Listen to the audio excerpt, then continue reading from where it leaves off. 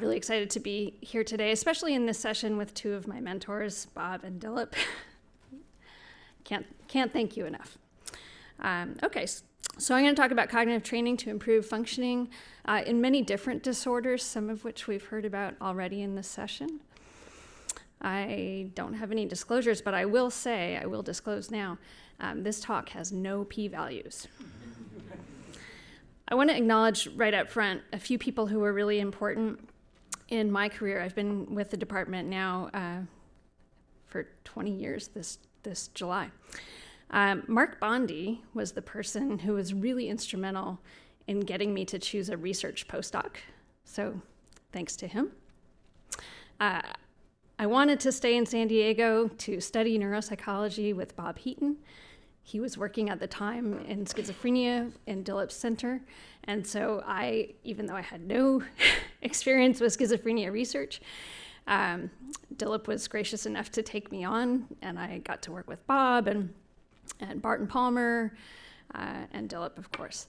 So the UCSD Department of Psychiatry has been just a great place. I've been here my whole career, and so I want to acknowledge the department, but I also want to acknowledge Yale Department of Psychiatry, because it was really when Dilip was thinking about possibly going to Yale and meeting with a lot of their research faculty, he was coming back and saying, well, why don't we do some of these things here? And cognitive training and supported employment, which are two areas that I've worked in a lot, were some of the things that they were doing at Yale. And so they had some good ideas, and Dilip was kind enough to bring them back to San Diego. Okay, so you've heard a lot about cognitive impairment in this session. I think it's been established why it's important. This occurs in almost every psychiatric and neurologic disorder. So these are brain diseases, and cognitive impairment is part of many of them. So my work has focused mainly on psychosis, severe mental illness, traumatic brain injury, mild cognitive impairment and aging, and then a bit more recently in Parkinson's disease, PTSD, hoarding disorder, autism, and substance use disorders. Cognitive impairment in these disorders exists in almost every cognitive domain, so I've listed a few of them: attention, processing speed, learning and memory, and executive functioning. And these cognitive impairments contribute to poor everyday functioning, so people are unable to live independently the way they want to, frequently unable to work or unable to work to their potential. It limits their ability to meet their educational goals, and also their social relationships may be impaired. And so all of these factors lead to low quality of life, poor wellness, poor community integration, and dissatisfaction with life. So this was really a clinical problem that was in need of a solution. And historically, there's really been an underappreciation of the effects of cognitive impairment on daily functioning and quality of life.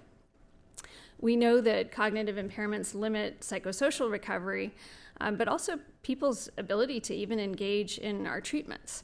And so people who engage in our treatments may need some extra cognitive supports to really take full advantage of the skills that we're trying to teach. Neuropsychologists are really well equipped to identify these cognitive impairments, but most neuropsychologists focus on assessment and diagnosis rather than treatment, and so I'm a bit of an outlier. We're going to do some audience participation. How many people use a place in their home where they keep all their stuff? It could look like this. It could be a bowl. It could be a bag, a backpack. Quite a few. Okay, almost everybody. Good. Okay. Or you could use reminders to remind yourself to take the important things with you for the day. I'm happy to send you links to these products if you need any of them. How many people use something like this? I still use a paper one. It's okay. How many use something like that? Okay. So almost everybody uses some sort of calendar. Good. And what about checklists, writing things down, making a to-do list? Yeah, okay, good. Post-it notes? Yeah, okay. Don't do this. How about this? Using technology to organize your to-do list. Great. Okay. What about remembering to take medications? Anybody use a pill box? I do. Anybody use a fancy one with timers and compartments that slide out or anything like that? They get more and more fancy every year. How about apps to remind you? Anyone? Okay. Maybe when you're a little older, you may. Okay. So we use a lot of these strategies in daily life. These are compensatory strategies that help us with cognitively mediated tasks. And so what I've done is focused on interventions to teach these strategies to people who may or may not be using them or may not be using them to the best of their ability. And so my interventions are called CogSmart, which stands for Cognitive Symptom Management and Rehabilitation Therapy, quite a mouthful, and Compensatory Cognitive Training. This is sort of a family of interventions. It would take me too long to explain why there are two different names, but suffice it to say these are manualized cognitive intervention treatments for a variety of different populations. So over the years, we've been doing this research for about 15 years now. We've had multiple randomized controlled trials showing positive effects on cognition itself, so cognitive performance on neuropsychological tests. Psychiatric symptoms tend to respond a little bit, sort of small to medium effect sizes. Post-concussive symptoms in individuals who have had a traumatic brain injury, and fairly large effect size changes on quality of life. So typically in the 0.9 to 1.0 range. We've done a lot of trials in San Diego, so I'll walk you through those a little bit. The first one with Dilip was on people with psychosis, and Eric Granholm and I now have a trial on people with psychosis with severe negative symptoms. We've completed the trial and doing data analysis now. I have another completed trial on people with any severe mental illness, so that included psychosis, bipolar disorder, and major depression. Kristen Caden had mentioned yesterday we have an R34 on Latino youth with prodromal psychosis. There's been a trial on young adults with autism who were entering the workforce and needed skills to support that. Past and current trials on older people with hoarding disorder, probably one of the most interesting populations I've ever seen.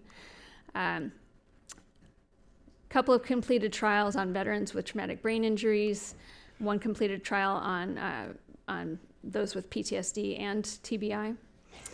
So these are current trials. So there's one with homeless veterans with any mental health condition. They're receiving residential treatment. One ongoing trial with older veterans with mild cognitive impairment, and an ongoing trial with Don Schieser for veterans with Parkinson's disease. There have also been some international trials. It's been translated into a bunch of different languages, which is really interesting to see. And the manuals are available to the public for free, and they've been downloaded a bunch of times from the website. They're used in lots of DoD, VA, and other community settings. We had an app. Thanks to NARSAD, they funded the development of this app. It's a web-based app. It's not very fancy, but it's there. It went live in June, and there were 800 downloads in 3 months. I think now it's about 1,200. We're hoping to do a refined app with Philips Research in the Netherlands that will make it look a lot better. They've got the money to do that. And then we're also pursuing some integration with robotics with colleagues in the Department of Engineering here, actually in this building. Okay, so I've mentioned compensatory strategies a couple times. So why do I use this approach as opposed to brain training games, or you've probably heard ads for Lumosity or Posit Science, those sorts of training packages? Well, one reason is that the cause of the cognitive impairments is not particularly important if you can provide a workaround to improve functioning. These strategies can help people work around their cognitive difficulties and change their behavior, which may actually result in downstream effects on improved brain plasticity and brain changes. It's very recovery oriented. We focus a lot on psychosocial rehabilitation goals, and then every strategy that we teach is in support of meeting those goals. Everyone uses compensatory strategies. I think everybody raised their hand for at least one of those, right? So these are very normal. It's not therapy. It's really skills teaching. So it really destigmatizes the cognitive impairment. I think you all know that habits and routines are extremely powerful. I bet nobody forgot to brush their teeth this morning, and everybody who drinks coffee probably remembered to have some. So these are really important things that really help decrease cognitive load in everyday life. And then finally, empirically, it's been supported. The outcomes are very good for improvement in cognition, as well as bridging that gap and generalizing to everyday functional outcomes. These are just a few of the strategies that we teach in different domains. This particular slide is based on the TBI manual, so there's a section on reduction of post-concussive symptoms. These are the 4 domains that we focus on: prospective memory, attention, learning and memory, and executive functioning. And just a couple of the strategies that I'll point out. So calendar use, really important. We teach some conversation skills that improve attention. Lots of different encoding strategies. Turns out that usually, unless you have a dementing disorder, your recall of what you learn is not too bad. It's really it's attention and learning that lead to those downstream memory problems. And so we focus a lot on encoding. Writing things down, very simple, very effective, and also making information more meaningful and more interesting. It's more likely to be remembered. So hopefully you'll remember everything I say. And then for executive functioning, we teach a problem-solving method. This is a very standard one that you'll see in many psychotherapies. And then we teach folks how to plan backwards from a goal or a deadline and come up with all the steps and then put them in their calendar and plan out how they're going to do all those. Okay, so there have been lots of studies that have come out. What's really interesting to me is that there tends to be some lasting effects of these interventions. This was a 12-month study with folks with severe mental illness. So this was schizophrenia, bipolar disorder, and major depression. And the experimental group here, the CCT group, is the dashed line, and this was the control group. They received an enhanced supported employment treatment. And these were all people who were getting supported employment to go back to work. So what happened was the CCT group actually started out a little bit lower, and this is on learning and memory. And you can see the sort of parallel improvement over time. This is the end of the intervention right here. And so there's no difference in the interventions. And then no difference at 3-month follow-up either. But if you look over time, these folks are practicing their strategies more, I think, in everyday life and getting more cognitively efficient. And then by the end of the 12 months, they're the same. And so this baseline difference has gone away. Okay. Alan Simmons has also done some neuroimaging with some of our folks.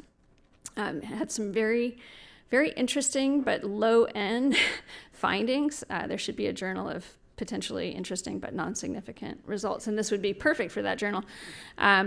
But what he found was that in people who completed compensatory cognitive training, there were reductions in the activation of several sections of their brains during an event-based prospective memory task. And so the thought was that this may indicate some improvement in neural efficiency for processing event-based information. I think it's really important to ask people what they think of treatments, and so I make a point to always do that. And these are some quotes. So in a recent round of veteran service users, 100% said that they would recommend the treatment to someone in a similar situation. People think that it helps with stress, manages daily life, they get more organized, they really like it, they have some effects on their interpersonal relationships. So this gentleman here said it's taken pressure off my wife because she doesn't have to keep up with my schedule, and it gave him the confidence to go to school. And he actually ended up becoming a lineman. So he went to lineman school, became a lineman. And another person said that it helped him fix his credit, and he completed school, and now he has a very high-paying job in Washington, D.C. So people like it. Okay, I mentioned there's a CogSmart app. So yeah, this is a web-based app that really mirrors the 12 modules that we do in traditional CogSmart. So what you're seeing here is sort of the user dashboard or the home page. And so it tells you where you left off. It gives you links to every module, the start of every module. You can bookmark what you want. All the goals are here, and you can populate those at any time. You can create a to-do list, and these are the strategies that you've agreed that you're willing to try. So it keeps a list of the strategies that people want to use. So the challenge here was how do you make an app that's not just like a PDF of the manual, because that would not be very interesting. So we do have some text.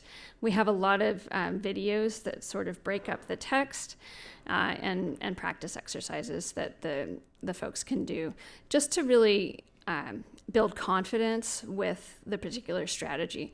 So we don't do a ton of drill and practice like the computer game interventions. But it's really in the service of learning the new strategy. So there's all the videos on the app are hosted by YouTube. So there's a CogSmart channel on YouTube. You can look at all these videos. They're super low budget. They're like with me and my friends and colleagues. So prepare to be not too impressed. But they do demonstrate the strategies very well. Okay. So one of the neat things that I can get from the back end of the app is data on what people are willing to try and what strategies people are maybe not using or not willing to try. So this was the first one, and this is really interesting. Almost everybody in this room said that they use a calendar of some kind. Among the app users, a lot of people said that they would be willing to use a calendar. So these are people that don't use a calendar. It's almost half, right? And so only about half the folks already use a calendar of some sort, and a very tiny percentage said that they're not willing to try it. How about writing things down? This was really stunning. Look at how many people are not currently writing things down that they would like to remember, right? So it's really a minority of people who use that strategy.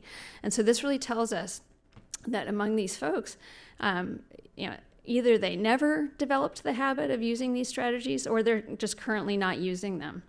But it's really surprising in some ways. So I'll conclude by saying that these interventions that we've been studying appear to be helpful with folks with different types of cognitive impairments. We find improvements in cognitive performance, functional capacity, post-concussive psychiatric symptoms, as well as quality of life. Really important to note that these techniques do not train to the test. So we don't give people copies of neuropsychological tests and teach them how to do them correctly. So we use many other different types of training materials, but not the test itself. And so we're concluding that these strategies actually generalize to neurocognitive test performance and then have downstream effects on functioning. One of the things that I've learned is that some solutions to these problems may be a lot simpler than we think, right? So these are strategies that successful people use every day, and we kind of assume that everyone uses those strategies, but they don't. So just teaching very basic strategies can be very helpful. Sort of similar to cognitive behavioral therapy, I'm sure that most of us, if we're feeling troubled, might try to challenge our unhelpful thoughts or might try to do something fun to pick ourselves up, but a lot of people don't, and that's basically what CBT is, right? Okay, so I want to acknowledge a bunch of people that I've worked with over the years that have been really instrumental in pulling all this off. The funding agencies, and also my current lab, who make coming to work a pleasure every day. Thank you. Oh, nicely done. I was taking notes. I want to take a little bit of the load off my wife on the things that I can't remember some of the days, and it's 100% true. And yes, you saw the guy in the slide with all of those stickums up around that. That was me. She didn't want to embarrass me, but But some days it's what I feel like. So thank you. Those were very, very, very much useful information.